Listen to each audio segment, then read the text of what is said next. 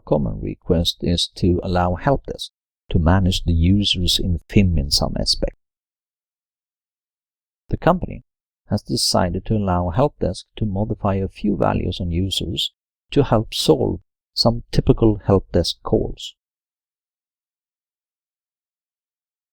The first thing we need is a set defining the Helpdesk users. Lately, a new user, Jane, started working at the company in the Helpdesk unit. In FIM, we have the organizational references we can use to define users in the Helpdesk unit.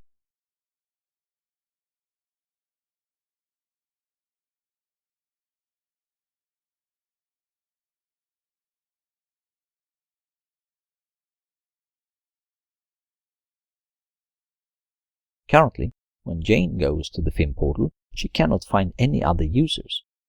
Not strange, since we have no MPR allowing that. The company wants Helpdesk to be able to enable and disable users using the FIM portal. If you recall earlier sections, you might remember that this was controlled by the company active attribute. So what we need to do is to allow Helpdesk users to modify the company active attribute on other users.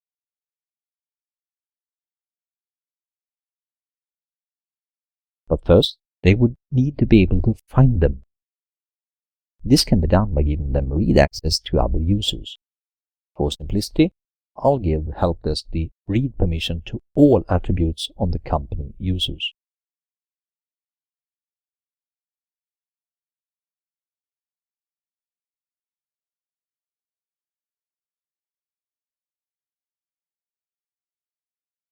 Now, when Jane searches, she will find the users. But looking at one of them, the active attribute is not present. In the next section, we will look at the details on how we modify the forms in FIM. Right now, we'll just accept the fact that it has been done for Jane to see the company active attribute. The next step is to create the MPR, allowing Helpdesk to modify the active attribute.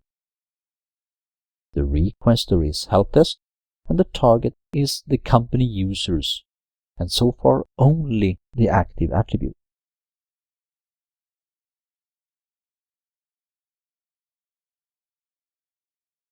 A typical addition to this MPR would be to configure a workflow action to send a notification to the user's manager about the change. Now Helpdesk will be able to modify the value, but in order for the change to have some real impact, we need to change the precedence on this attribute in the synchronization service metaverse.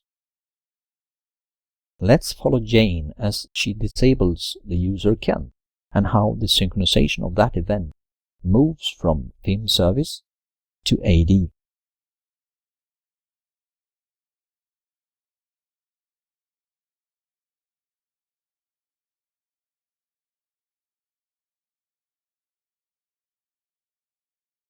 Jane can just as easily enable Ken if he, for example, returns for another job at the company.